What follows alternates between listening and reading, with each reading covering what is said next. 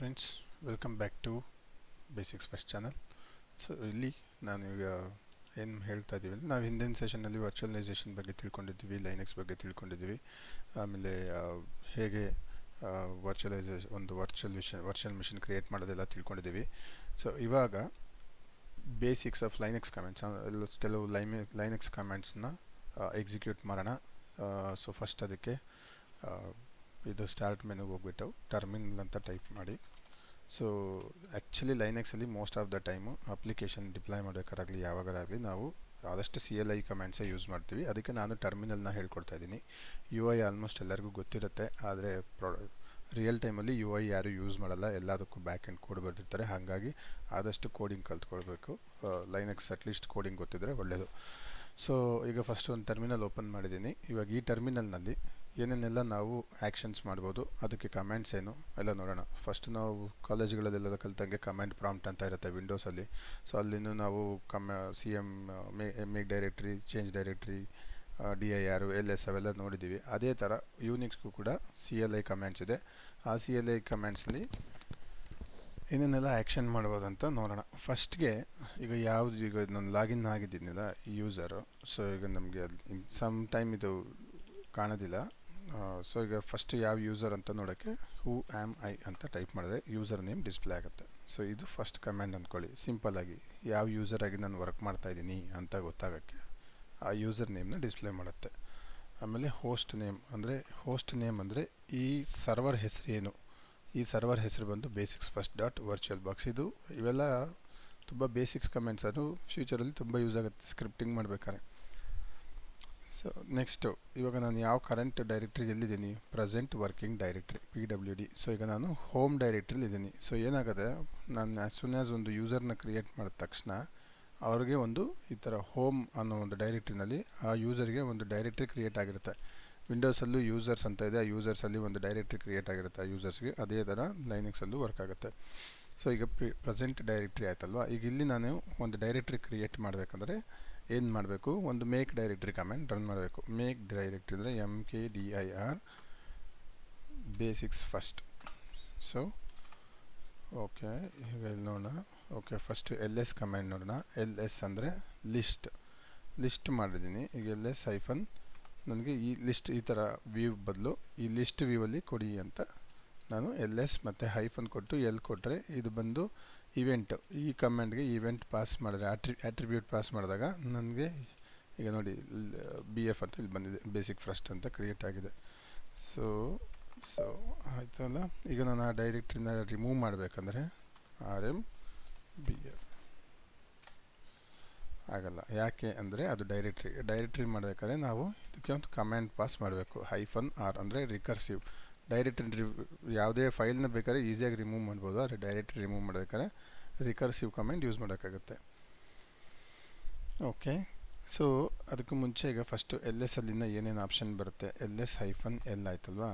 So LS-L ಅಂದರೆ ಅಲ್ಲಿರೋ ಲಿಸ್ಟನ್ನು ಮಾಡ್ತಾಯಿದೆ. LS-LT ಅಂತ ಕೊಡ್ತೀನಿ. ಸೊ ಈಗ ಏನಾಗ್ತಾಯಿದೆ, ಟೈಮ್ ಸ್ಟ್ಯಾಂಪ್ ಮೇಲೆ ಅದು ಆ್ಯಕ್ಚುಲಿ ಲಿಸ್ಟ್ ಮಾಡಬೇಕು. ನಿಮಗೆ ನೋಡಿಸ್ತೀನಿ ಈಗ ಒಂದು ನಿಮಿಷ. ಈಗ ಅದು ಆ್ಯಕ್ಚುಲಿ ಬಂದು ಈಗ ಒಂದು ಫೈಲ್ ಮಾಡಬೇಡ, ಸುಮ್ಮನೆ ಒಂದು ಟೆಸ್ಟ್. ಸೊ ಅಂದರೆ ಒಂದು MT ಫೈಲ್ ಕ್ರಿಯೇಟ್ ಮಾಡಿದ್ದೀನಿ. ಸೊ ಈಗ ಇದು ಆ್ಯಕ್ಚುಲಿ ರಿವರ್ಸ್ ಆರ್ಡ್ರಲ್ಲಿ ನೋಡಿಸ್ತಾ ಇದೆ. ಅಂದರೆ ನನಗೆ ಲೇಟೆಸ್ಟ್ ಯಾವುದು ಯೂಸ್ ಮಾಡಿದ್ದೀನಿ ಅದು ಫಸ್ಟ್ ಇದೆ. ಸೊ ಆಮೇಲೆ ಯೂಸ್ ಮಾಡೋದು ಕೆಳಗೆ ಬಂದಿರುತ್ತೆ. ಸೊ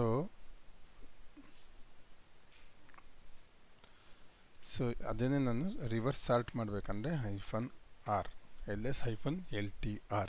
ಇವಾಗ ನನಗೆ ಲೇಟೆಸ್ಟ್ ಬಂದು ಫಸ್ಟ್ ಬಂದಿರುತ್ತೆ. ಸೊ ಈಗ ಹಂಡ್ರೆಡ್ಸ್ ಆಫ್ ಫೈಲ್ಸ್ ಇದ್ದರೆ ನನಗೆ ಲೇಟೆಸ್ಟ್ ಯಾವ್ಯಾವ್ದು ಎಡಿಟ್ ಆಗಿದೆ ಅದು ಬರಬೇಕಂದ್ರೆ ಸೊ ನಾನು ಇದು ಕೊಟ್ಟರೆ ನನ್ನ ಕರ್ಸರ್ ಪಕ್ಕನೇ ಮೇಲೆ ಇರುತ್ತೆ. ಸೊ ಇದು ಕೆಲವು ಆಪ್ಷನ್ಸು. ನೀವು ಇನ್ನೂ ಏನೇನು ಬೇರೆ ಆಪ್ಷನ್ಸ್ ಇರ್ಬೋದು ಅಂತ ನೋಡಬೇಕಂದ್ರೆ LS-man ಅಂತ ಕೊಡಿ. ಓಕೆ, LS-help ಅಂತ ಕೊಟ್ಟರೆ -help ಅಂತ ಕೊಟ್ಟರೆ ಆ LS ಅನ್ನೋ ಕಮ್ಯಾಂಡು ಏನೇನೆಲ್ಲ ಆಪ್ಷನ್ಸ್ನ LS ಅಂದರೆ ಲಿಸ್ಟು, ಅದು ಏನೇನೆಲ್ಲ ಆರ್ಗ್ಯುಮೆಂಟ್ಸ್ ತೊಗೊಂಡು ಆ್ಯಕ್ಷನ್ ಪರ್ಫಾರ್ಮ್ ಮಾಡುತ್ತೆ ಅಂತ ಲಿಸ್ಟ್ ಬರುತ್ತೆ. ಎರಡು ಥರ ಇದೆ ಆ್ಯಕ್ಚುಲಿ. ಮ್ಯಾನ್ ಅಂದರೆ ಮ್ಯಾನ್ಯಲ್ ಪೇಜ್ ಕೂಡ ಬರುತ್ತೆ. ಆಮೇಲೆ ಸೊ ಈಗ ಮ್ಯಾನ್ ಅಂತ ಕೊಟ್ಟರೆ ನಾನು ಆ ಮ್ಯಾನ್ ಅನ್ನೋದಕ್ಕೆ ಮ್ಯಾನ್ಯುಯಲ್ ಪೇಜ್ ಅದರೊಳಗೆ ಏನೇನೆಲ್ಲ ಅದರದ್ದು ಫೀಚರ್ಸ್ ಇದೆ ಅದೆಲ್ಲ ಡಿಸ್ಪ್ಲೇ ಆಗುತ್ತೆ. ಸೊ ಈಗ ನಾನು ಹಾಗೆ ಒಂದು ಕಮೆಂಟ್ ಕೊಟ್ಟೆ ಅಲ್ಲ, MKDIR ಅಂತ, ಅದಕ್ಕೆ ಮ್ಯಾನ್ಯುಯಲ್ ಪೇಜ್ ಓಪನ್ ಮಾಡ್ಬೋದು. ಓಕೆ, ಇದು ಆ್ಯಕ್ಚುಲಿ ಒಂದು ಮ್ಯಾನ್ ಅಂತಲೇ ಒಂದು ಡೈರೆಕ್ಟ್ರಿ ಕ್ರಿಯೇಟ್ ಮಾಡಿಬಿಡ್ತು. MKDIR -- ಹೆಲ್ಪ್ ಅಂತ ನೋಡ್ತೀನಿ. ಓಕೆ, ಸೊ ಈಗ ಸೊ ಈ ಪರ್ಟಿಕ್ಯುಲರ್ ಕಮ್ಯಾಂಡ್ಗೆ ಏನೇನೆಲ್ಲ ಆಪ್ಷನ್ ನಾನು ಪಾಸ್ ಮಾಡ್ಬೋದು ಅನ್ನೋದನ್ನು ಲಿಸ್ಟ್ ಕೊಡ್ತಾ ಇದೆ. ಸೊ ನೀವು ಅದನ್ನು ಡೀಟೇಲ್ ಆಗಿ ಓದ್ಬೋದು.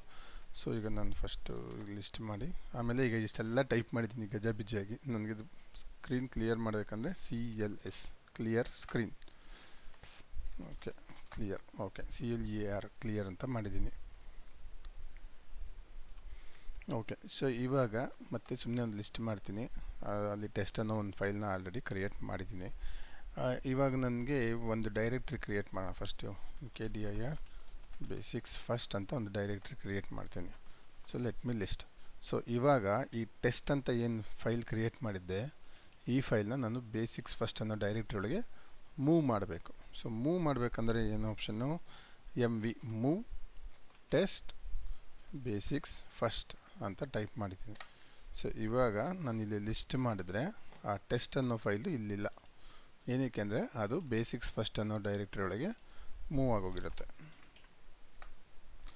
ಸೊ ಬ್ಯಾಶಲ್ಲಿ ಒಂದು ಬ್ಯಾಶ್ ಸ್ಕ್ರಿಪ್ಟ್ ಯೂಸ್ ಮಾಡ್ತಾ ಇದ್ದೀನಿ ನಾನು, ಬ್ಯಾಶ್ ಶೆಲ್ಲು. ಸೊ ಅದರಲ್ಲಿ ಏನಂದರೆ ನಾವು ಈಗ ಇಲ್ಲಿದೆಯಲ್ಲ CD ಟೈಪ್ ಸ್ಪೇಸ್ ಮಾಡಿ BAS ಅಂತ ಹೊಡೆದು ಟ್ಯಾಬ್ ಹೊಡೆದ್ರೆ ಈ ಡೈರೆಕ್ಟ್ರಿಲಿ ಯಾವುದು ಈ ಸ್ಟ್ರಿಂಗಿಗೆ ಮ್ಯಾಚ್ ಆಗುತ್ತೋ ಅದ್ರದ್ದು ಫುಲ್ ನೇಮ್ ಪ್ರಿಂಟ್ ಮಾಡುತ್ತೆ. ಅದು ಒಂದು ಟಿಪ್ಸ್, ಅದು ಶಾರ್ಟ್ ಕಟ್. ಫುಲ್ಲು ಟೈಪ್ ಮಾಡಬೇಕಾಗಿಲ್ಲ. ಇನ್ ಕೇಸ್ ನೇಮ್ ತುಂಬ ಉದ್ದ ಇದ್ದರೆ ಅಷ್ಟು ಟೈಪ್ ಮಾಡಬೇಕಾಗಿಲ್ಲ. ಜಸ್ಟ್ ಟ್ಯಾಬ್ ಪ್ರೆಸ್ ಮಾಡಿದ್ರೆ ಕೀಪ್ಯಾಡಲ್ಲಿ ಯಾವ್ದಾರ ಮ್ಯಾಚಿಂಗ್ ನೇಮ್ ಇದ್ದರೆ ಅದು ಪ್ರಿಂಟ್ ಮಾಡುತ್ತೆ. ಇಲ್ಲ ಈಗ ಆಲ್ರೆಡಿ ಎಷ್ಟೊಂದಿದೆ, ಈಗ ನೋಡಿ CD ಅಂತ ಕೊಟ್ಬಿಟ್ಟು ನಾನು ಟ್ಯಾಬ್ ಹೊಡಿದ್ರೆ ಫಸ್ಟ್ ಟೈಮ್ ಬರಲ್ಲ. ಅದೇ 2 ಸತಿ ಕೊಟ್ಟರೆ ಡಿಯಿಂದ ಯಾವ್ಯಾವ ಡೈರೆಕ್ಟ್ರಿ ಎಲ್ಲ ಸ್ಟಾರ್ಟ್ ಆಗುತ್ತೆ ಅದೆಲ್ಲ ಬರುತ್ತೆ. ನೀವು ನೆಕ್ಸ್ಟು ಈಗ ಅಂತ ಕೊಟ್ಬಿಟ್ಟು ಟ್ಯಾಬ್ ಹೊಡಿದ್ರೆ ಡೆಸ್ಕ್ಟಾಪ್ ಅಂತ ಬರುತ್ತೆ.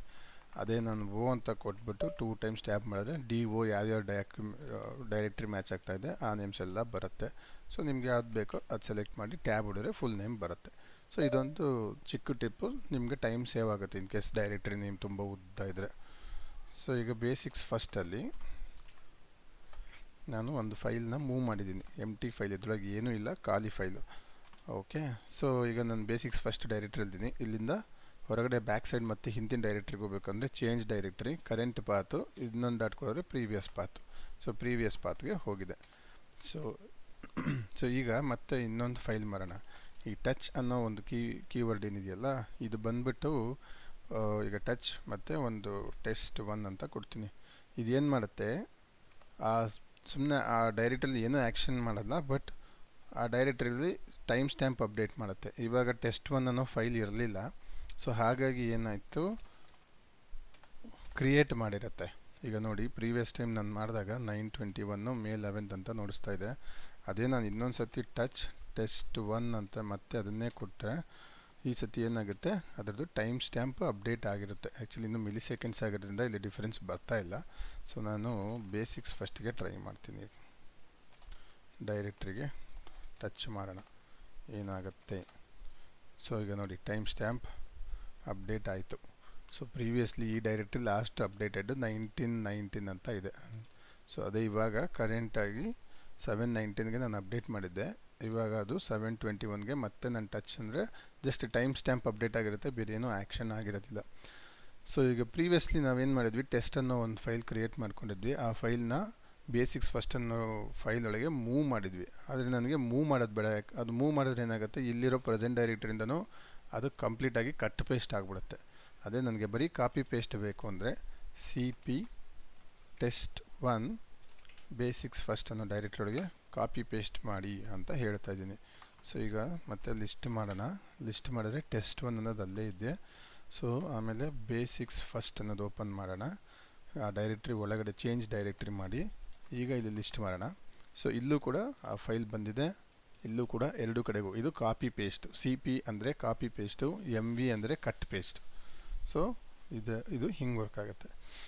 ಆಮೇಲೆ ಇನ್ನೊಂದು ಕಮ್ಯಾಂಡ್ ಬಂದು ಇಕೋ ಹೆಂಗೆ ಅಂದರೆ, ಈಗ ಬೇರೆ C++ ಎಲ್ಲ ಪ್ರಿಂಟಲ್ಲೇನೋ ಅದೆಲ್ಲ ಇದೆಯಲ್ಲ ಅದೇ ಥರ ಹಾಯ್ ಹೌ ಆರ್ ಯು ಅಂತ ಟೈಪ್ ಮಾಡೋಣ ಈಕೋಲಿ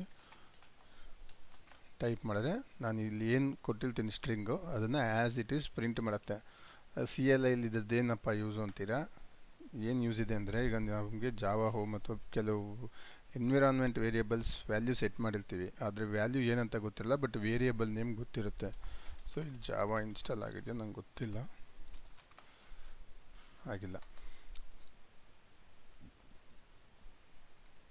ಸೊ ಅದು ಇನ್ಸ್ಟಾಲ್ ಆಗಿಲ್ಲ. ಸೊ ಅದಾಗಿದ್ದರೆ ಜಸ್ಟ್ ಇಕೋ ಅಂತ ಕೊಟ್ಬಿಟ್ಟು ಡಾಲರ್ ಜಾವಾ ಹೋಮ್ ಅಂತ ಕೊಟ್ಟರೆ ಆ ಜಾವಾ ಹೋಮ್ಗೆ ಏನು ಸೆಟ್ ಆಗಿರುತ್ತೆ ಪಾತು ಅದು ಬರುತ್ತೆ.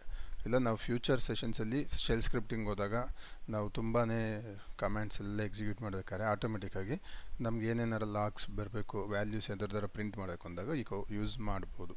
ಸೊ ಅದು ಯೂಸ್ ಆಗುತ್ತೆ.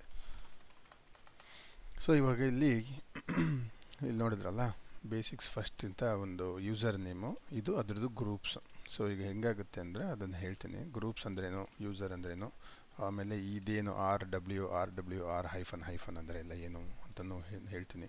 ಸೊ ಇದು ಬಂದ್ಬಿಟ್ಟು ಒಂದೇ ಸೆಕೆಂಡ್.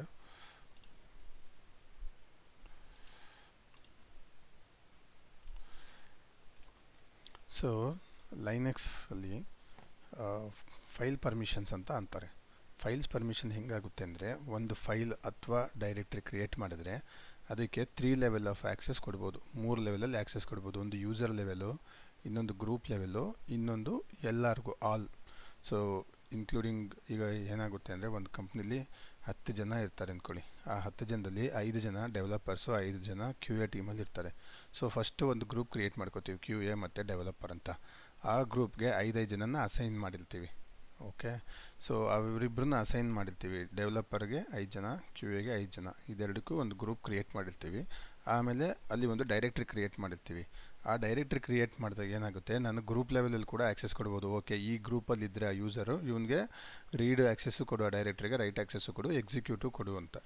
ಇಲ್ಲ ನನಗೆ ಎಲ್ಲ ಗ್ರೂಪಲ್ಲಿರೋರು ಎಲ್ಲರಿಗೂ ಬೇಡ, ಈಗ ಬರೀ ಮ್ಯಾನೇಜರ್ಗೆ ಮಾತ್ರ ಕೆಲವು ಫೈಲ್ಸ್ಗೆ ಆ್ಯಕ್ಸೆಸ್ ಇರಬೇಕು, ಬೇರೆ ಯಾರಿಗೂ ಬೇಡ ಅಂದರೆ ಆ ಯೂಸರ್ಗೆ ಯೂಸರ್ಗೂ ಇಂಡಿವಿಜುವಲ್ ಆಗಿ ಒಂದು ಆ್ಯಕ್ಸೆಸ್ನ ಅಸೈನ್ ಮಾಡ್ಬೋದು. ಅವನಿಗೆ ರೀಡರ್ ಆ್ಯಕ್ಸೆಸ್ ಬೇಕಾ, ರೈಟ್ ಆ್ಯಕ್ಸೆಸ್ ಬೇಕಾ, ಎಕ್ಸಿಕ್ಯೂಟ್ ಆ್ಯಕ್ಸೆಸ್ ಬೇಕಾ ಅಂತ.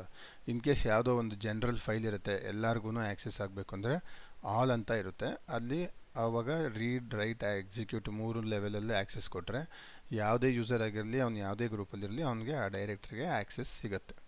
ಸೊ ಇದು one of the basic concept, ತುಂಬ ಮೇಜರ್ ಕಾನ್ಸೆಪ್ಟು. ಸೊ ತುಂಬ ಸತಿ ಏನಾಗುತ್ತೆ, ಪ್ರೊಡಕ್ಷನ್ ಅಥವಾ ಯಾವುದೇ ಎನ್ವಿರಾನ್ಮೆಂಟಲ್ಲಿ ಆಗಲಿ, ನೀವೊಂದು ಅಪ್ಲಿಕೇಶನ್ ರನ್ ಮಾಡ್ತೀರಾ, ಆವಾಗ ಅಲ್ಲಿ ಫೈಲ್ ಹೆಂಗಿರುತ್ತೆ ಅಂದರೆ ಅಪ್ಲಿಕೇಶನ್ನು ರನ್ ಆಗಿಬಿಟ್ಟು ಒಂದು ಫೈಲ್ ಜನ್ರೇಟ್ ಮಾಡಿ ಒಂದು ಲೊಕೇಶನ್ನಲ್ಲಿ ಸ್ಟೋರ್ ಮಾಡಬೇಕಂತ ಬರೆದಿರ್ತಾರೆ. ಎಲ್ಲ ವರ್ಕ್ ಆಗುತ್ತೆ, ಇನ್ನೇನು ಫೈಲ್ ಸ್ಟೋರ್ ಮಾಡಬೇಕಂದಾಗ ಪರ್ಮಿಷನ್ ಡಿನೈಡ್ ಅಂತ ಎರರ್ ಬರ್ತಾ ಇರುತ್ತೆ. ಯಾಕೆಂದರೆ ಆ ಪ್ರೋಗ್ರಾಮ್ ಎಕ್ಸಿಕ್ಯೂಟ್ ಮಾಡಿರೋ ಯೂಸರ್ಗೆ ಆ ಡೈರೆಕ್ಟರಿ ಒಳಗೆ ಬರೆಯೋದಕ್ಕೆ ಆ್ಯಕ್ಸೆಸ್ ಇರೋದಿಲ್ಲ. ಸೊ ಅವಾಗ ಏನು ಮಾಡಬೇಕು, ನಾವು ಹೋಗ್ಬಿಟ್ಟು ಆ ಯೂಸರ್ಗೆ ಆ್ಯಕ್ಸೆಸ್ ಕೊಡಬೇಕು, ಅಥವಾ ಆ ಯೂಸರ್ ಯಾವ ಗ್ರೂಪಲ್ಲಿ ಇರ್ತಾನೆ ಆ ಗ್ರೂಪ್ಗೆ ಆ್ಯಕ್ಸೆಸ್ ಕೊಡಬೇಕು, ಅಥವಾ ಎಲ್ಲ ಯೂಸರ್ಗೂ ಆ್ಯಕ್ಸೆಸ್ ಕೊಡೋಣ ಪರವಾಗಿಲ್ಲ ಅಂದರೆ ಆಲ್ ಯೂಸರ್ಗೆ ಹೋಗ್ಬಿಟ್ಟು ಕೊಡ್ಬೋದು. ಸೊ ಇದರೊಳಗೆ ಬಂದು ಹೇಗೆ ಸೆಟ್ ಮಾಡೋದು ಅಂದರೆ ಮೋಡ್, ಆ ಡೈರೆಕ್ಟ್ರಿ ಅಥವಾ ಫೈಲ್ದು ಪರ್ಮಿಷನ್ ಮೋಡ್ ಹೇಗೆ ಸೆಟ್ ಮಾಡೋದು ಅಂದರೆ ನಂಬರ್ಸಲ್ಲಿ ರೆಪ್ರೆಸೆಂಟ್ ಮಾಡ್ತಾರೆ. ಸೊ ಇದು ಬಂದ್ಬಿಟ್ಟು ಹೇಳಿದ್ನಲ್ಲ 3 ಲೆವೆಲ್ಸಲ್ಲಿ ಇರುತ್ತೆ. ಸೊ ಇಲ್ಲಿ ಡೈರೆಕ್ಟ್ರಿ ನೋಡೋಣ, ಇದನ್ನು ಡಿವೈಡ್ ಮಾಡೋಣ. 1 2 3 ಕ್ಯಾರೆಕ್ಟರ್ಸ್ನಾಗಿ 3 ಪಾರ್ಟ್ಸಲ್ಲಿ ಡಿವೈಡ್ ಮಾಡೋಣ. ಇದು ಫಸ್ಟ್ ಬಂದಿದ್ದು ಯೂಸರು, RW-ಯೂಸರು, RW-ಗ್ರೂಪು, ಬರೀ ರೀಡ್ ಆ್ಯಕ್ಸೆಸ್ ಇರೋದು ಆಲ್ ಅಂದರೆ ಎಲ್ಲ ಯೂಸರು, ಎಲ್ಲ ಗ್ರೂಪ್ವರೆಗೂ. ಸೊ ಈಗ ನನಗೇನು ಬೇಕು ಅಂದರೆ ಯೂಸರ್ಗೆ ರೀಡ್, ರೈಟ್, ಎಕ್ಸಿಕ್ಯೂಟ್ ಅಷ್ಟು ಆ್ಯಕ್ಸೆಸ್ಸು ಕೊಡಬೇಕು ನಾನು. ಸೊ ಅವಾಗ ನಾನು ಏನು ನಂಬರ್ ಟೈಪ್ ಮಾಡಬೇಕು, ರೀಡ್, ರೈಟ್, ಎಕ್ಸಿಕ್ಯೂಟ್ 3 ಬರಬೇಕಂದ್ರೆ, ಈ ಥರ RW ಎಕ್ಸಿಕ್ಯೂಟ್ 3 ಬರಬೇಕಂದ್ರೆ ನಂಬರ್ 7 ಸೆಟ್ ಮಾಡಬೇಕು. ಇದನ್ನ ಇಬ್ಬರಿಗೆ ನನಗೇನು ಆ್ಯಕ್ಸೆಸ್ ಕೊಡೋಕ್ಕೆ ಇಷ್ಟ ಇಲ್ಲ, ಬೇರೆ ಆ ಗ್ರೂಪಲ್ಲಿರೋ ಬೇರೆ ಯೂಸರ್ಸ್ಗೆ ಮತ್ತು ಬೇರೆ ಯೂಸರ್ಸ್ಗೆ ಏನೂ ಆ್ಯಕ್ಸೆಸ್ ಕೊಡೋಕ್ಕೆ ಇಷ್ಟ ಇಲ್ಲ ಅಂದರೆ 0, ಯೂಸರ್ಗೂ ಗ್ರೂಪು ಮತ್ತು ಆಲ್ ಯೂಸರ್ಸ್ಗೆ 0 ಸೆಟ್ ಮಾಡಬೇಕು. ಸೊ ಅದು ಹೆಂಗೆ ಅಂದರೆ, ಸೊ ಈಗ ಟೆಸ್ಟ್ 1ಗೆ chmod ಅಂತ ಕಮ್ಯಾಂಡ್ ಇದು, chmod MOD ಅಂದರೆ ಚೇಂಜ್ ಮೋಡ್. ಸೊ ಯಾವುದಕ್ಕೆ, ಟೆಸ್ಟ್ 1 ಫೈಲ್ಗೆ.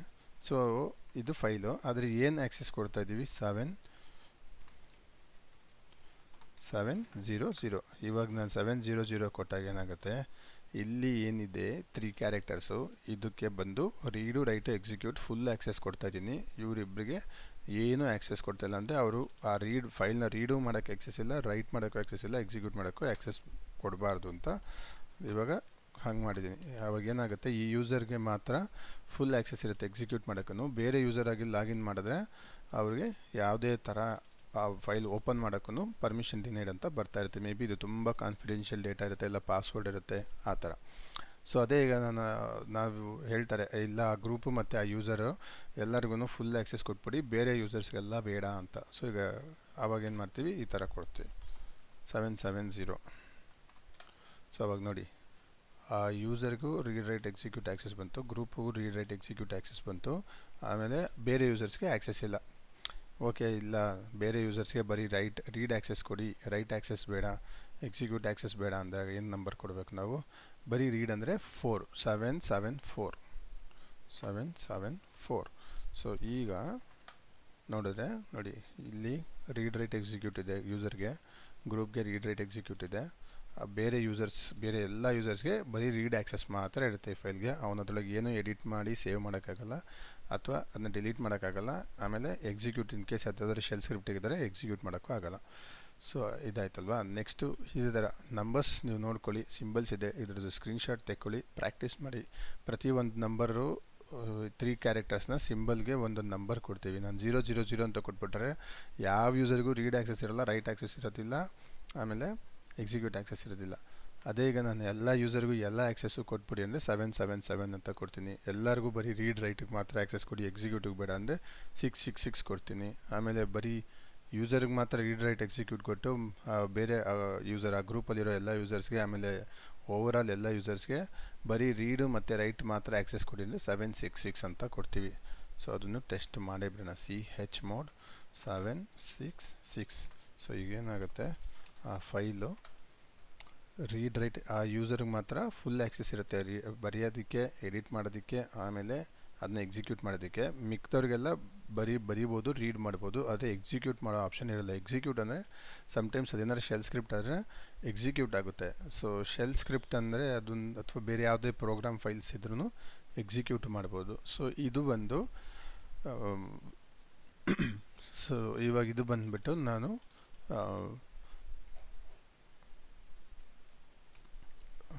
ಚೇಂಜ್ ಮೋಡ್ ಆಪ್ಷನ್ ಹೇಗೆ ಅಂತ ನೋಡ್ತಾ ಇದ್ದೀನಿ. ಸೊ ಆಮೇಲೆ ನಿಮಗೆ ಸೂಡೋ ಆ್ಯಕ್ಸೆಸ್ ಇದೆ ಅಂದ್ಕೊಳ್ಳಿ. ಈಗ ನಾನು ಬೇರೆ ಯೂಸರ್ ಕ್ರಿಯೇಟ್ ಮಾಡಿಲ್ಲ ಇಲ್ಲಿ. ಸೊ ಹಾಗಾಗಿ ನಾನು ರೂಟ್ ಯೂಸರಲ್ಲಿ ಲಾಗಿನ್ ಮಾಡ್ತೀನಿ. ರೂಟ್ ಯೂಸರಲ್ಲಿ ಮಾಡಿಬಿಟ್ಟು ನಾನು ಒಂದು ಫೈಲ್ ಕ್ರಿಯೇಟ್ ಮಾಡ್ತೀನಿ, test2 ಅಂತ. ಸೊ ಇವಾಗ ಏನಾಗಿದೆ, ನಾನು ಯಾವ ಯೂಸರಾಗಿ ಲಾಗಿನ್ ಮಾಡಿದ್ದೀನಿ, ಫೈಲ್ ಕ್ರಿಯೇಟ್ ಮಾಡಿದಾಗ ಆ ಪರ್ಟಿಕ್ಯುಲರ್ ಯೂಸರು, ಆ ಯೂಸರ್ ಯಾವ ಗ್ರೂಪ್ಗೆ ಬಿಲಾಂಗ್ ಆಗಿರ್ತಾನೆ ಆ ಗ್ರೂಪ್ಗೆ ಬೈ ಡಿಫಾಲ್ಟಾಗಿ ಸೆಟ್ ಆಗಿರುತ್ತೆ. ಓಕೆ, ಸೊ ಇವಾಗ ನನಗೆ ಇಲ್ಲ, ನಾನು ಈ ಫೈಲ್ ಕ್ರಿಯೇಟ್ ಮಾಡಿದ್ದೀನಿ, ಬಟ್ ನನಗೆ ಅದನ್ನ ಈ ಯೂಸರ್ಗೆ ಅಪ್ಡೇಟ್ ಮಾಡಬೇಕು, ರೂಟ್ ಯೂಸರ್ಗೆ ಬೇಡ ಅಂದಾಗ ಅದಕ್ಕೆ ಇನ್ನೊಂದು ಕಮೆಂಟ್ ಇದೆ, chown ಅಂದರೆ ಚೇಂಜ್ ಓನರ್ ಮಾಡಿಬಿಟ್ಟು ಬರೀ ಫಸ್ಟ್ ನಾನು ಯೂಸರ್ ನೇಮ್ ಕೂಡ ಕೊಡ್ಬೋದು. ಯೂಸರ್ ನೇಮ್ ಕೊಟ್ಬಿಟ್ಟು test2 ಅಂತ ಕೊಡ್ತೀನಿ. ಅವಾಗ ಏನಾಗುತ್ತೆ, ಈ ಯೂಸರ್ ನೇಮ್ ಮಾತ್ರ ಅಪ್ಡೇಟ್ ಆಗುತ್ತೆ, ಗ್ರೂಪ್ ನೇಮ್ ಅಪ್ಡೇಟ್ ಆಗಲ್ಲ ಫೈಲ್ಗೆ. ಸೊ ಇಲ್ಲ, ನನಗೆ ಯೂಸರು ಅಪ್ಡೇಟ್ ಆಗಬೇಕು, ಆಮೇಲೆ ಇದು ಪರ್ಟಿಕ್ಯುಲರ್ ಗ್ರೂಪ್ ಅವ್ರಿಗೂ ಆ್ಯಕ್ಸೆಸ್ ಬೇಕು ಅಂದಾಗ ಏನು ಮಾಡ್ತೀನಿ, ಸೊ ಇಲ್ಲಿ ಯೂಸರ್ ಗ್ರೂಪ್ ನೇಮ್ ಕೊಡ್ತೀವಿ. ಸೊ ಇಷ್ಟು ಕೊಟ್ಟಾಗ ಏನಾಗುತ್ತೆ, ನಾನು ಬೇರೆ ಯೂಸರ್ ಆಗಿ ಫೈಲ್ ಕ್ರಿಯೇಟ್ ಮಾಡಿದ್ರೂ ಬೇರೆ ಯೂಸರ್ಗೆ ಅದು ಫೈಲ್ನ ಅಸೈನ್ ಮಾಡ್ಬೋದು. ಇದು ಏನಿದ್ರು ಅಡ್ಮಿನ್ಗೆ ಮಾತ್ರ ಆಗುತ್ತೆ. ಬೇರೆ ಯೂಸರ್ ಆಗ್ಬಿಟ್ಟು ಲಾಗಿನ್ ಆಗಿ ನಾನು ಯೂಸರ್ ನೇಮು ಇದೆಲ್ಲ ಚೇಂಜ್ ಮಾಡ್ತೀನಿ ಅಂದರೆ ಆಗೋದಿಲ್ಲ. ಸೊ ಇದೆಲ್ಲ ಸ್ವಲ್ಪ ತುಂಬಾ ಬೇಸಿಕ್ ಆಫ್ ಲೈನೆಕ್ಸು. ಸೊ ಇದರೊಳಗೆ ನೀವು ಕೆಲವು ಸಿಸ್ಟಮ್ ಲೆವೆಲ್ ಕಮೆಂಟ್ಸ್ ಇರುತ್ತೆ, ಲೈಕ್ ಇದರೊಳಗೆ ಎಷ್ಟು CPU ಇದೆ ಅಂದರೆ ಫ್ರೀ ಅಂತ ನೋಡಿದ್ರೆ, ಓಕೆ ನಾನು ಇದಕ್ಕೆ 4 GB ರ್ಯಾಮ್ ಅಸೈನ್ ಮಾಡಿದ್ದೆ, 4 GB ರ್ಯಾಮ್ ಇದೆ ಇಲ್ಲಿ. ಸೊ ಆಮೇಲೆ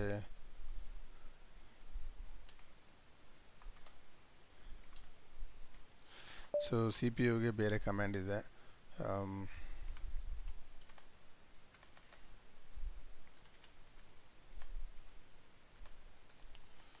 ಅದೆಲ್ಲ ನಾನು ಇನ್ಸ್ಟಾಲ್ ಮಾಡಿಲ್ಲ, ಅದನ್ನು ನಾನು ಹೇಳ್ತೀನಿ ನೆಕ್ಸ್ಟ್ ಸೆಷನ್ನಲ್ಲಿ. ಸೊ ಇವಾಗ ಮತ್ತೆ ನಾನು ಎಕ್ಸಿಟ್ ಆಗಿಬಿಟ್ಟು ನಾರ್ಮಲ್ ಯೂಸರ್ ಆಗಿ ಲಾಗಿನ್ ಮಾಡಿ ವರ್ಕ್ ಮಾಡ್ತೀನಿ. ಸೊ ಇವಾಗ ಏನಾಗಿದೆ ನೋಡಿ, ಎಲ್ಲ ಫೈಲ್ಸು ಇದೇ ಯೂಸರ್ ಮತ್ತು ಇದೇ ಗ್ರೂಪಲ್ಲಿ ಇದೆ. ಈಗ ನನಗೆ ಒಂದು ರಿಕ್ವೈರ್ಮೆಂಟ್ ಬಂದಿರುತ್ತೆ, ಏನಂದರೆ ಇದನ್ನೆಲ್ಲ ಒಂದು ಜಿಪ್ ಫೈಲ್, ಅಂದರೆ ಜಿಪ್ ಫೈಲ್ ಥರ ಕ್ರಿಯೇಟ್ ಮಾಡಿ ಅಂತ ರಿಕ್ವೈರ್ಮೆಂಟ್ ಬಂದಿರುತ್ತೆ ಅಂದ್ಕೊಳ್ಳಿ. ಈಗ ವಿಂಡೋಸಲ್ಲಿ ಜಿಪ್ ಫೈಲ್ ಅಂದರೆ ಡಾಟ್ ಜಿಪ್ ಅಂತ ಬರುತ್ತೆ, ಅದು ಲೈನಕ್ಸಲ್ಲಿ ಡಾಟ್ ಟಾರ್ ಅಂತ ಬರುತ್ತೆ. ಟಾರ್ ಫೈಲ್ ಕ್ರಿಯೇಟ್ ಮಾಡಿ, ಇಲ್ಲೂ ಜಿಪ್ ಫೈಲ್ ಮಾಡ್ಬೋದು, ಬಟ್ ಟಾರ್ ಅಂತ ಲೈನಕ್ಸಲ್ಲಿ ಯೂಸ್ ಮಾಡ್ತಾರೆ. ಸೊ ಇದನ್ನೆಲ್ಲ ನಾನು ಒಂದು ಟಾರ್ ಫೈಲ್ ಆಗಿ ಕ್ರಿಯೇಟ್ ಮಾಡಬೇಕು. ಅದು ಹೆಂಗೆ ಮಾಡಬೇಕು ಅಂದರೆ TAR-C ಅಂದರೆ ಕ್ರಿಯೇಟ್ ಆರ್ಟಿಫ್ಯಾಕ್ಟ್ ಫೈಲ್ ನೇಮ್ ಅಂತ, ಅಂದರೆ ಕ್ರಿಯೇಟ್ ನ್ಯೂ ಆರ್ಕೈವ್ ಅಂತ ಒಂದು ಜಿಪ್ ಫೈಲ್ ಕ್ರಿಯೇಟ್ ಮಾಡು. ಆಮೇಲೆ ಫೈಲ್ ನೇಮು ಇದನ್ನು ತಗೋ ಅಂತ ಹೇಳ್ತೀನಿ. ಎಫ್ ಅಂತ ಕೊಟ್ಟರೆ ಫೈಲ್ ನೇಮನ್ನ ತಗೊಳುತ್ತೆ. ಏನಂತ, ಬೇಸಿಕ್ಸ್ ಫಸ್ಟ್ ಡಾಟ್ ಟಾರ್ ಅಂತ ಕೊಟ್ಬಿಟ್ಟು ನಾನು ಇಲ್ಲಿ ಟೆಸ್ಟ್ ಅನ್ನೋದನ್ನು ಆ್ಯಡ್ ಮಾಡ್ತೀನಿ. ಸೊ ಅವಾಗ ಏನಾಗುತ್ತೆ, ಒಂದು ಟಾರ್ ಫೈಲ್ ಕ್ರಿಯೇಟ್ ಆಗಿರುತ್ತೆ. ಈ ಟಾರ್ ಫೈಲ್ನಲ್ಲಿ ಈ ಟೆಸ್ಟ್ ಅನ್ನೋ ಒಂದು ಫೈಲ್ ಇರುತ್ತೆ. ಸೊ ನಾನು ಏನು ಮಾಡೋಣ, 3 ಫೈಲನ್ನು ಇಲ್ಲಿ ಹಾಕ್ಬಿಡ್ತೀನಿ. ಇದನ್ನ ರಿಮೂವ್ ಮಾಡ್ತಾ ಇದ್ದೀನಿ ನಾನು. ರಿಮೂವ್ ಮಾಡೋದಕ್ಕೆ ಕಮ್ಯಾಂಡ್ ಬಂದು RM ಮತ್ತು -R ಅಂತ ಡೈರೆಕ್ಟ್ರಿ ಆದರೆ ಕೊಡಬೇಕು. ಇದಕ್ಕೇನು ಬೇಡ, ಆದರೆ ಅದು ಕೊಟ್ಟರು ಏನು ಪ್ರಾಬ್ಲಮ್ ಆಗಲ್ಲ. ಓಕೆ, ಎಫ್ ಅಂದರೆ ನನಗೆ ಪರ್ಮಿಷನ್ ಏನು ಕೇಳಬೇಡ, ಹಾಗೆ ಡಿಲೀಟ್ ಮಾಡು ಅಂತ. ಸೊ ಈಗ ಎಫ್ ತೆಗೆದುಬಿಟ್ರೆ ನಾನು are you sure you want to delete ಅಂತ ಕೇಳುತ್ತೆ, ಡೈರೆಕ್ಟ್ರೀಸ್ ಇದ್ದರೆ. ಇಲ್ಲ ಅಂದರೆ ಏನು ಕೇಳೋದಿಲ್ಲ. ಸೊ ಈಗ ನಾನು ಒಂದು ಟಾರ್ ಫೈಲ್ ಕ್ರಿಯೇಟ್ ಮಾಡ್ತೀನಿ. ಟಾರ್-ಕ್ರಿಯೇಟ್ ನ್ಯೂ ಆರ್ಕೈವ್. ಆಮೇಲೆ ವರ್ಬೋಸ್ ಕೂಡ ಪ್ರಿಂಟ್ ಮಾಡ್ತೀನಿ, ಅದು ಏನು ಮಾಡ್ತಾಯಿದೆ ಅಂತ. ಇದು ಲಾಗ್ ಥರ ಪ್ರಿಂಟ್ ಮಾಡುತ್ತೆ -v ಅಂದರೆ. ಆಮೇಲೆ ಎಫ್ ಅಂತ ಟೈಪ್ ಮಾಡಿದ್ರೆ ಫೈಲ್ ನೇಮ್ ಬಂದ್ಬಿಟ್ಟು ಬೇಸಿಕ್ಸ್ ಫಸ್ಟ್ ಡೈರೆಕ್ಟ್ರಿ ಅಲ್ವಾ, ಡಾಟ್ ಟಾರ್ ಕೊಟ್ಬಿಟ್ಟು ಅಲ್ಲಿರೋ ಎಲ್ಲ ಫೈಲ್ನೂ ನಾನು ಟೈಪ್ ಮಾಡ್ಕೊಂಡು ಹೋಗ್ತೀನಿ. ಸೊ ಈಗ ನೋಡಿ, ಅದು ಒಂದು ಟಾರ್ ಫೈಲ್ ಕ್ರಿಯೇಟ್ ಆಗಿದೆ. ಇವಾಗ ನಾನು ಅದರೊಳಗೆ ಏನು ಕಂಟೆಂಟ್ ಇದೆ ಅಂತ ನೋಡಬೇಕಂದ್ರೆ ಫಸ್ಟು ನಾನು ಏನು ಮಾಡ್ತೀನಿ, ಇಲ್ಲಿರೋ ಎಕ್ಸಿಸ್ಟಿಂಗ್ ಫೈಲ್ಸ್ನೆಲ್ಲ ಡಿಲೀಟ್ ಮಾಡಿಬಿಡ್ತೀನಿ. ನೋಡೋಣ ಏನೇನು ಬರುತ್ತೆ. ಅದನ್ನ ಅಂಟರ್ ಮಾಡಿದರೆ ನಾನು ಎಕ್ಸ್ಪೆಕ್ಟೆಡ್ ಪ್ರಕಾರ ಇವಾಗ ಈ 3 ಫೈಲು ಡಿಲೀಟ್ ಮಾಡಿದ್ದೀನಲ್ವ, ಯಾಕೆಂದರೆ ನಾನು ಅದರದ್ದು ಬ್ಯಾಕಪ್ ತೊಗೊಂಡಿದ್ದೀನಿ ಒಂದು ಜಿಪ್ ಫೈಲ್ ಥರ. ಇವಾಗ ಇದನ್ನು ನಾನು tar-extract archive with file name basics first dot tar ಅಂತ ಕೊಟ್ಟು ಎಂಟರ್ ಕೊಟ್ಟರೆ ಇವಾಗ ಅದು ಅನ್ಜಿಪ್ ಮಾಡಿ ಮತ್ತೆ ಆ 3 ಫೈಲನ್ನು ವಾಪಸ್ ಇಲ್ಲಿ ಪೇಸ್ಟ್ ಮಾಡಿರುತ್ತೆ. ಅಂದರೆ ಈ ಜಿಪ್ ಏನಾಗಿದೆ, ಅನ್ಜಿಪ್ ಆಗ್ಬಿಟ್ಟು ಅದರದ್ದು ಎಕ್ಸ್ಟ್ರಾಕ್ಟ್ ಆಗಿದೆ, ಕಂಟೆಂಟ್ ಎಲ್ಲ ಎಕ್ಸ್ಟ್ರಾಕ್ಟ್ ಆಗಿರುತ್ತೆ. ಸೊ ಅವಾಗ ಏನಾಗುತ್ತೆ, ಇನ್ ಕೇಸ್ ಈ ಫೈಲೆಲ್ಲ ತುಂಬ ಜಾಸ್ತಿ ವೆಯ್ಟ್ ಇದ್ದರೆ, ಅಥವಾ ಇಲ್ಲ ನನಗೆ ಯಾವಾಗಾರ ಫ್ಯೂಚರಲ್ಲಿ ಬೇಕು, ಇಲ್ಲೊಂದು ತುಂಬಾ ಫೈಲ್ಸ್ ಎಲ್ಲ ಕ್ರಿಯೇಟ್ ಆಗ್ತಾ ಇದೆ ಅಂದರೆ, ಆವಾಗ ಜಸ್ಟ್ ಎಲ್ಲದನ್ನು ಒಂದು ಟಾರ್ ಮಾಡಿ ಇದನ್ನೆಲ್ಲ ಡಿಲೀಟ್ ಮಾಡಿ ಒಂದೇ ಒಂದು ಫೈಲ್ ಇರುತ್ತೆ, ಮೇಂಟೈನ್ ಮಾಡೋಕ್ಕೆ ಈಸಿ. ಯಾವಾಗ ಬೇಕಾಗುತ್ತೋ ಅವಾಗ ಅದನ್ನ ಅನ್ಟಾರ್ ಮಾಡ್ಕೋಬೋದು. ಸೊ ಇವೆಲ್ಲ ಬಂದು ರೆಗ್ಯುಲರ್ ಆಗಿ ನಮಗೆ ಬೇಕಾಗಿರೋ some of the comments. So ಇದನ್ನು ಪ್ರಾಕ್ಟೀಸ್ ಮಾಡಿ, ಇನ್ನೂ ತುಂಬ ಕಮೆಂಟ್ಸ್ ಇದೆ. ಇಷ್ಟು ಕಲ್ತ್ಕೊಂಡ್ಮೇಲೆ ನಿಮಗೆ ಬೇರೆ ಕಮೆಂಟ್ಸ್ ಯಾವ್ದಾರು ಬೇಕಾದ್ರೆ ಡೀಟೇಲ್ಸ್ ಬೇಕಂದರೆ ಕಮೆಂಟಲ್ಲಿ ಕ್ವಶನ್ ಮಾಡಿ ಆನ್ಸರ್ ಮಾಡ್ತೀನಿ. ಇಲ್ಲ ಅಂದರೆ ನೀವು ಗೂಗಲ್ ಮಾಡ್ಬೋದು, ಇಲ್ಲ ChatGPT ಕೇಳ್ಬೋದು. So you can explore more. Basics ಬಂದು ಈ ಥರ ಇರುತ್ತೆ. ಆಮೇಲೆ ಈಗ ನಾನೊಂದು ಫೈಲ್ ಕ್ರಿಯೇಟ್ ಮಾಡಬೇಕು, ಅದರಲ್ಲಿ ನಾನೇನೋ ಒಂದಿಷ್ಟು ಏನೋ ಯೋಚನೆ ಮಾಡಿದ್ದು ಬರೀಬೇಕು, ಅಥವಾ ನಾನು ಯಾವುದೋ ಒಂದು ನೋಟ್ಸ್ ತೊಗೋಬೇಕು ಅಂದರೆ ವಿಂಡೋಸಲ್ಲಾದರೆ ನೋಟ್ ಪ್ಯಾಡ್ ಅಂತ ಸರ್ಚ್ ಮಾಡಿಬಿಟ್ಟು ಎಲ್ಲ ಎಂಟರ್ ಮಾಡ್ತೀರಾ, ಸೇವ್ ಮಾಡಿರ್ತೀರಾ. ಅದೇ ಲೈನಕ್ಸಲ್ಲಿ ಮಾಡಬೇಕಂದ್ರೆ VI ಎಡಿಟರ್ ಅಂತ ಅಂತಾರೆ. VI ಎಡಿಟರ್ ನಾನು ಒಂದು test.txt ಅಂತ ಒಂದು ಫೈಲ್ ಕ್ರಿಯೇಟ್ ಮಾಡಿರ್ತೀನಿ.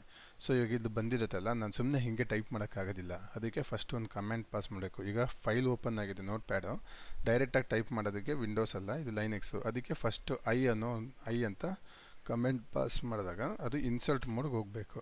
ಸೊ ಫಸ್ಟ್ ಟೈಮ್ ನಾನು ಆಲ್ರೆಡಿ ಪಾಸ್ ಮಾಡಿದ್ದೀನಿ. ಸೊ ಎಲ್ಲ ಎಂಟರ್ ಮಾಡಿ ಎಸ್ಕೇಪ್ :WQ ಅಂತ ಟೈಪ್ ಮಾಡಿದ್ರೆ ಸೇವ್ ಆ್ಯಂಡ್ ಕ್ವಿಟ್ ಅಂತ. ಸೊ ಆವಾಗ ನೋಡಿ ಒಂದು ಫೈಲ್ ಕ್ರಿಯೇಟ್ ಆಗಿರುತ್ತೆ test.txt ಅಂತ. ಸೊ ಇದ್ರದ್ದು ಕಂಟೆಂಟ್ ಹೆಂಗಪ್ಪ ನೋಡೋದು ಅಂದರೆ same VI test.txt file open ಮಾಡಿದ್ರೆ ಕಂಟೆಂಟ್ ನೋಡ್ಬೋದು. ಇಲ್ಲ ನಾನು ಹಂಗೆ ನೋಡಬೇಕು ಅಂದರೆ ಲೆಸ್ ಕಮ್ಯಾಂಡ್ ಅಂತ ಒಂದಿದೆ, ಅದನ್ನು ಯೂಸ್ ಮಾಡಿದ್ರೂ ಲಾಸ್ಟಲ್ಲಿ ನಿಮಗೆ ಬಂದಿದೆ ಅದ್ರ ಕಂಟೆಂಟು. ಸೊ ಅದು ಕ್ಯೂ ಹೊಡೆದ್ರೆ ಎಕ್ಸಿಟ್ ಆಗುತ್ತೆ. ಇಲ್ಲ ಅಂದರೂ ಕ್ಯಾಟ್ test.txt ಅಂತ ಕೊಟ್ಟರು ಅದ್ರ ಆ ಫೈಲ್ದು ಏನು ಕಂಟೆಂಟ್ ಇದೆ ಎಲ್ಲ ಇಲ್ಲಿ ಪ್ರಿಂಟ್ ಆಗುತ್ತೆ. ಸೊ ಇದು ಬೇಸಿಕ್ಸು. ಇನ್ನು ನಾನು ಜಾಸ್ತಿ ಕಮೆಂಟ್ಸ್ ಏನಾರು ಕಲೆಕ್ಟ್ ಮಾಡಿದರೆ ಅದ್ರ ಇನ್ಫಾರ್ಮೇಷನ್ನ ಇನ್ನೊಂದು ವಿಡಿಯೋ ಮಾಡಿ ಹಾಕ್ತೀನಿ. ತುಂಬ ಲೆಂತಿ ಆದರೆ ಕೇಳಿಸ್ಕೊಳ್ಳೋಕೆ ನಿಮಗೂ ಬೋರ್ ಆಗುತ್ತೆ. ಸೊ ಹಾಗಾಗಿ ಆದಷ್ಟು ಶಾರ್ಟ್ ವೀಡಿಯೋಸ್ನ ತುಂಬ ಸಿಂಪಲ್ಲಾಗಿ ಹೇಳಕ್ಕೆ ಟ್ರೈ ಮಾಡಿದ್ದೀನಿ. ತುಂಬ ಫಾಸ್ಟಾಗಿ ಏನಾರು ಹೇಳ್ತಾ ಇದ್ದರೆ ಅದನ್ನು ಕಮೆಂಟಲ್ಲಿ ಹಾಕಿ ಕರೆಕ್ಟ್ ಮಾಡ್ಕೋತೀನಿ, ಅಥವಾ ಇನ್ನೇನಾರು ಇಂಪ್ರೂವ್ಮೆಂಟ್ಸ್ ಮಾಡ್ಕೋಬೇಕು ಅಂದರೆ ಹೇಳಿ, ಅದನ್ನು ಮಾಡೋಣ. Thank you so much for watching. ಮತ್ತೆ ಸಿಗೋಣ.